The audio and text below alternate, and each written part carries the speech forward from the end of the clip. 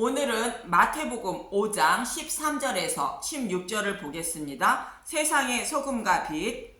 예수님은 너희는 세상의 소금이여 빛이라 말씀하고 있습니다. 예수님은 제자들에게 시내산에서 모세를 통하여 율법을 주신 이유를 다시 가르쳐 주고 있는 것입니다. 이스라엘 백성은 율법을 주신 이유를 모르고 살면서 율법만 열심히 지키면 하나님이 기뻐하시는 줄 알았던 것입니다. 그래서 율법을 주신 이유와 율법을 설명하고 있는 것이며, 예수님은 구약에서 약속하신 대로 자신이 오셔야만 하는 이유를 설명하고 있는 것입니다. 팔복에 대하여 말씀드렸는데, 오늘 본문의 내용은 팔복을 받은 자의 삶을 말하는 내용입니다. 팔복을 받은 자가 이웃과 하나님과의 관계를 화목하게 하기 위하여 핍박을 받더라도 복음을 전하며 살아야 하는 자가 세상의 소금이며 세상의 빛이라는 것인데, 소금과 빛이 무엇을 말하는지 알아보겠습니다. 여러분은 본문의 말씀을 통하여 하나님 백성이면 누구보다도 착하게 살고 세상에서 원하는 착한 삶을 살아야 한다고 생각할 것입니다. 이런 삶을 사는 나의 착한 행실을 보고 사람들이 구원받을 수 있도록 해야 한다고 생각할 것입니다. 물론 구원받은 하나님의 백성이면 구원의 은혜를 아는 만큼 때때로 이런 삶을 살아가게 됩니다. 그러나 이런 삶을 살지 못할 때가 많다는 것입니다. 본문의 말씀을 이해하기 위해서는 문맥을 알아야 하는데, 서두에서 말씀드렸듯이 팔복을 받은 자가 핍박을 받더라도 자신이 구원받은 복음을 전하며 살아가는 것이 세상의 빛과 소금임을 잊지 마십시오. 본문 13절을 보면 마태복음 5장 13절, 소금이여 빛이라 너희는 세상의 소금이니 소금이 만일 그 맛을 잃으면 무엇으로 짜게 하리요? 후에는 아무 쓸데없어 다만 밖에 버려져 사람에게 밟힐 뿐이니라. 저와 여러분이 세상의 소금이라 말합니다. 소금이 맛을 잃으면 사람에게 밟힌다는 것입니다. 그래서 착하게 살아야 한다는 말씀일까요? 먼저 성경이 말하는 소금의 의미부터 알아봅니다. 엘리야가 승천할 때 엘리사는 성령이 하시는 역사가 갑절이나 내게 있게 해달라고 청합니다. 열왕기하 2장 9절에서 10절을 보겠습니다. 열왕기하 2장 9절, 건너매 엘리사가 엘리사에게 이르되 나를 내게서 데려감을 당하기 전에 내가 내게 어떻게 할지를 구하라. 엘리사가 이르되 당신의 성령이 하시는 역사가 갑절이나 내게 있게 하소서 하는지라. 열왕기하 2장 10절, 이르되 내가 어려운 일을 구하는도다. 그러나 나를 내게서 데려가시는 것을 내가 보면 그 일이 내게 이루어지려니와 그렇지 아니하면 이루어지지 아니하리라 하고, 엘리야가 승천하신 것을 보면 그것이 이루어진다는 것입니다. 엘리야의 승천은 예수님이 죽으시고 부활함을 상징하는 것으로, 예수님이 죽으시고 부활하실 것을 믿음으로 바라보면 그것이 이루어진다는 것입니다. 이렇게 해서 엘리사가 성령이 하시는 역사가 갑절이나 있게 되었는데, 열왕기하 2장 19절에서 22절을 보겠습니다. 열왕기하 2장 19절, 엘리사의 기적. 그 성읍 사람들이 엘리사에게 말하되 우리 주인께서 보시는 바와 같이 이 성읍의 위치는 좋으나 물이 나쁨으로 토산이 익지 못하고 떨어지나이다. 땅은 좋은데 물이 나빠 열매가 자라다가 익지 못하고 떨어지고 만다는 것입니다.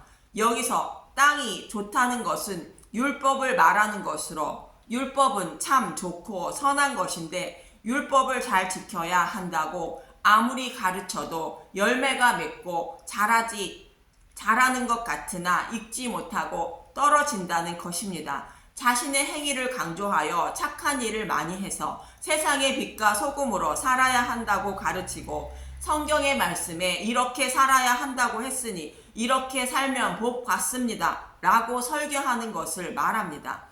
이렇게 설교를 해도 하나님 백성답게 사는 것 같은데 믿음에 이르지 못한다는 뜻입니다.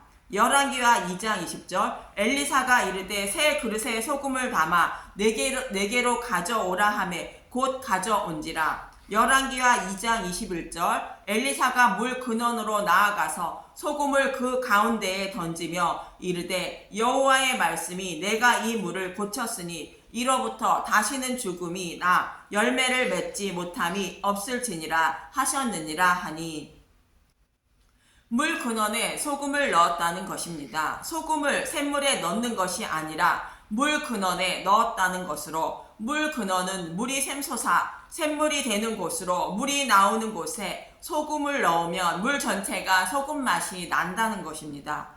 물은 고린도전서 3장 16절 나는 심었고 아볼로는 물을 주었다는 말씀과 같이 성경의 말씀을 가르치는 것을 말하는 것으로 설교 말씀 속에 소금을 넣어야 한다는 것입니다. 열왕기하 2장 22절 그 물이 엘리사가 한 말과 같이 고쳐져서 오늘에 이르렀더라. 율법의 행위인 하나님께 잘 보이고 예쁘게 보여야 하나님이 구원해 주신다고 강조하여 가르치다가 소금을 넣어 가르치니 열매가 맺고 잘 자라서 잘 익었다는 것입니다. 믿음의 백성이 되었다는 것입니다.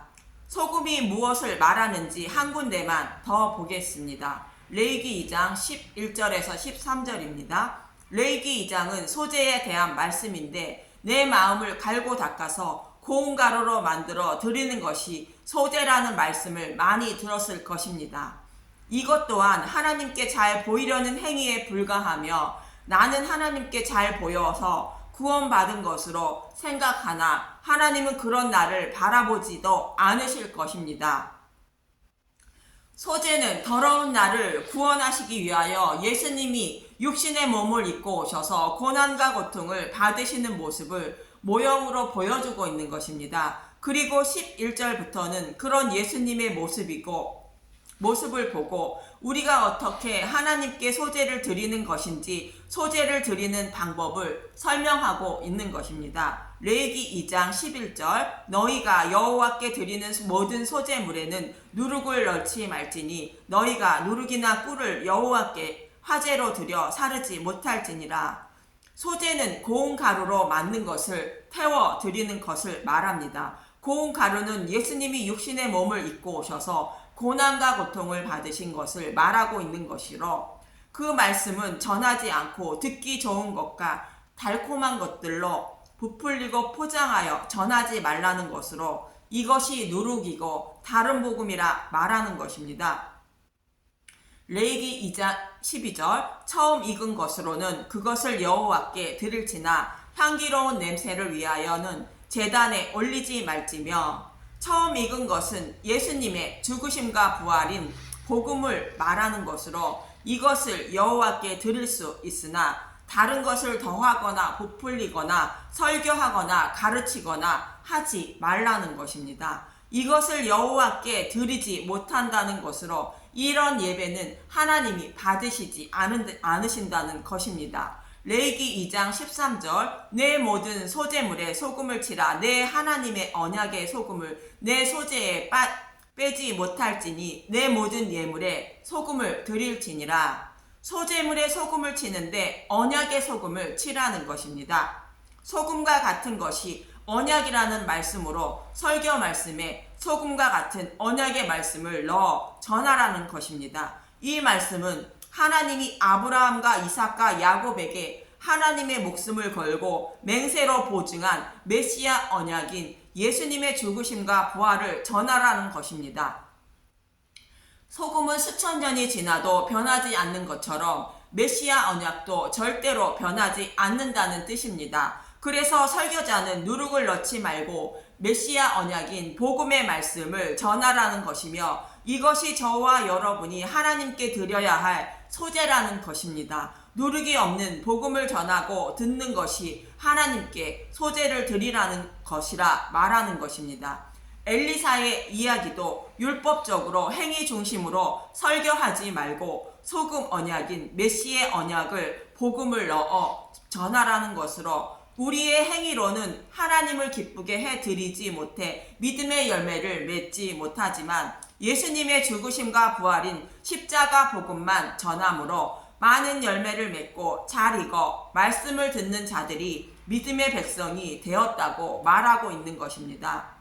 엘리사가 원하는 성령의 역사가 갑절이나 있기를 원했는데 그것이 이루어지려면 예수님의 죽음과 부활을 마음의 눈으로 바라보면 이루어진다고 말한 것처럼 예수님의 죽음과 부활을 설교하여 성도들이 예수님의 죽으심과 부활을 마음의 눈으로 바라보게 하여 성령의 역사가 갑절이나 있게 하여 믿음에 이르게 해야 한다는 뜻입니다. 우리의 믿음은 믿습니다라고 외친다고 믿어지는 것이 아닙니다. 성령님이 깨닫는 마음과 보는 눈과 듣는 귀를 열어주셔야 믿음에 이르게 되는데 예수님의 죽으심과 부활을 전하고 들을 때에 성령님이 일을 하셔서 믿음에 이르게 하시는 것입니다.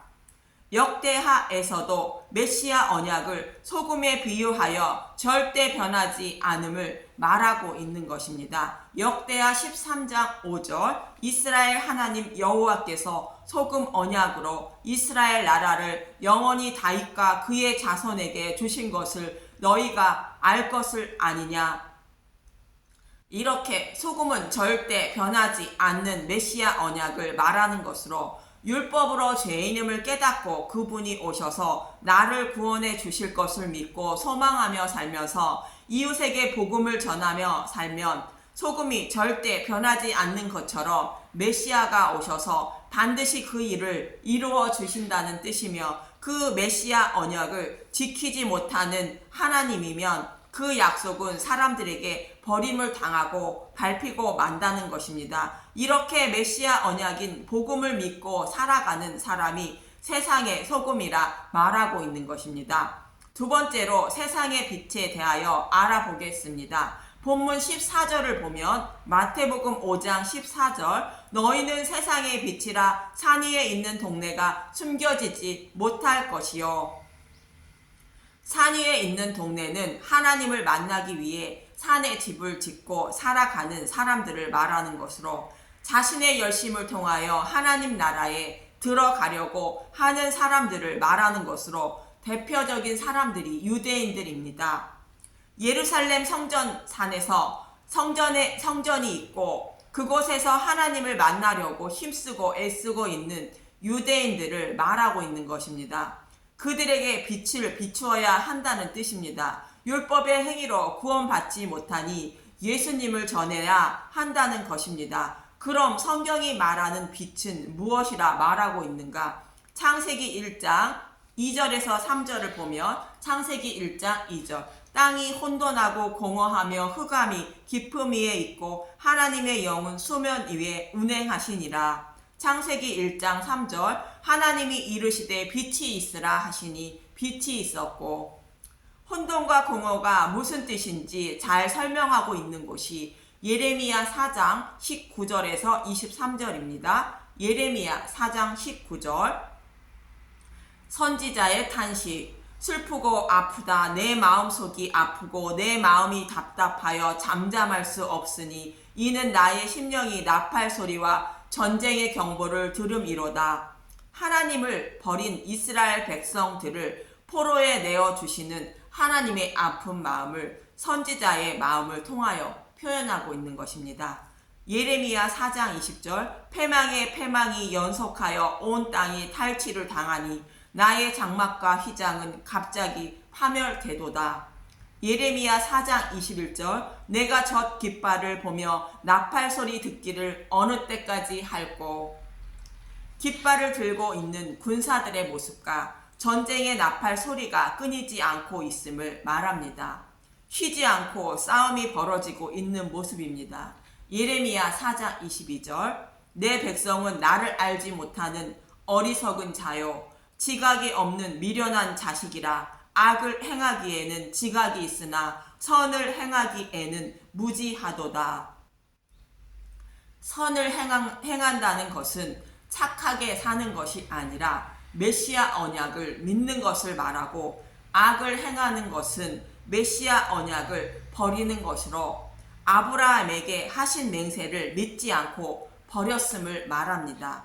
예레미야 4장 23절 혼돈의 환상. 보라, 내가 땅을 본즉 혼돈하고 공허하며 하늘에는 빛이 없으며. 태양이 없어 빛이 없다는 것이 아닙니다. 메시아 언약을 버린 타락한 사람들이 사는 세상을 바라보니 혼돈하고 공허하다는 것이며 빛이 없다는 것은 하나님이 그들을 버렸다는 뜻입니다. 창세기 1장 2절도 동일하게 땅이 혼돈하고 공허하며 흑암이 깊음 위에 있다는 것은 하나님의 뜻을 알지 못하는 자들이 살아가는 세상을 말하는 것으로 하나님의 영은 그들을 지켜보고 계신다는 것입니다. 창세기 1장 2절 땅이 혼돈하고 공허하며 흑암이 깊음 위에 있고 하나님의 영은 수면 위에 운행하시니라. 그들 중에 택하신 백성을 구원하시기 위하여 지켜보고 계시는 것이며 창세기 1장 3절에 빛이 있으라 말씀하셨다는 것입니다. 창세기 1장 3절 하나님이 이르시되 빛이 있으라 하시니 빛이 있었고. 흑암에 사는 자신의 백성을 구원하시기 위하여 빛이신 예수님을 이 땅에 보내신다는 뜻입니다. 이 약속의 말씀대로 예수님이 이 땅에 오셨음을 사도 요한은 말하고 있습니다. 요한복음 1장 2절에서 5절을 보겠습니다. 요한복음 1장 2절 그가 태초에 하나님과 함께 계셨고 그는 빛이신 예수님을 말하는 것입니다. 요한복음 1장 3절 만물이 그로 말미암아 지은 바 되었으니 지은 것이 하나도 그가 없이는 된 것이 없느니라. 예수님이 천지 창조를 하셨다는 것입니다. 요한복음 1장 4절 그 안에 생명이 있었으니 이 생명은 사람들의 빛이라. 하나님의 뜻을 알지 못해 흑암에 있는 자들에게는 생명을 주셔서 흑암에서 구원하시기 위하여 빛으로 오신 분이 예수님이라는 것입니다. 요한복음 1장 5절 빛이 어둠에 비치되 어둠이 깨닫지 못하더라. 메시아를 기다리고 있던 이스라엘 백성이 예수님이 메시아임을 깨닫지 못했다는 것입니다. 그분이 빛이신 예수님이라는 것입니다. 이렇게 성경이 말하는 빛은 우리의 착한 삶을 말하는 것이 아니라 예수님을 말하는 것으로 나를 구원하여 주신 빛이신 예수님이 내 안에 계셔서 나를 인도하시는 삶을 너희는 세상의 빛이라 말하는 것입니다. 즉, 이 땅에서의 삶을 위한 생각을 버리고 나그네의 삶을 살아가는 것을 말합니다. 그렇다면 저와 여러분이 살아야 할 빛과 소금의 삶은 무엇일까? 세상 것에 대한 욕심을 버리고 나그네의 삶을 살아가는 것입니다. 내가 하나님을 위하여 이렇게 살아야지 하는 생각을 버리고 또 세상 것에 대한 미련을 버리는 것입니다. 이것은 내 의지와 뜻으로 버려지지 않습니다. 버린다고 마음먹어도 작심삼일입니다. 예수님이 내 안에 충만히 거하시는 만큼 세상 것을 버리고 하나님 나라에 소망을 두게 되는 것입니다. 십자가의 은혜와 사랑을 아는 만큼 세상 것에 대한 미련을 버리게 되고 하나님 나라에 소망을 두고 살아가는 나그네의 삶을 살아가게 되는 것입니다. 이런 나그네의 삶을 통하여 나도 모르게 빛이신 예수님이 이웃에게 빛을 비추게 되는 것입니다. 내가 착하게 사는 것이 아니라 내 안에 계신 예수님이 자신의 백성에게 나를 통하여 빛을 비추는 것입니다. 이 말씀이 너희는 세상의 소금이며 빛이라는 뜻입니다. 이런 삶을 통하여 천하 만민을 구원하고 싶은 것이 하나님의 뜻으로 율법을 주실 때 이스라엘 백성에게 이렇게 말씀하신 것입니다. 출애굽기 19장 5절에서 6절을 보면 출애굽기 19장 5절 세계가 다 내게 속하였나니 너희가 내 말을 잘 듣고 내 언약을 지키면 너희는 모든 민족 중에서 내 소유가 되겠고 출애굽기 19장 6절 너희가 내게 대하여 제사장 나라가 되며 거룩한 백성이 되리라. 너는 이 말을 이스라엘 자손에게 전할지니라. 하나님이 십계명을 주시기 전에 말씀하신 것으로 율법을 잘 지켜 행하면 제사장 나라가 되고 거룩한 하나님 백성이 된다는 뜻입니다. 그러나 율법을 잘 지키고 행하는 것은 율법을 통하여 그리스도께 인도함을 받아 복음으로 구원을 받는 것이 율법을 잘 지키는 것이라 성경은 말하고 있습니다. 저와 여러분도 세상의 빛과 소금이 되어 하나님이 원하시는 왕 같은 제사장이 되시길 간절히 소망하고 기도합니다. 감사합니다.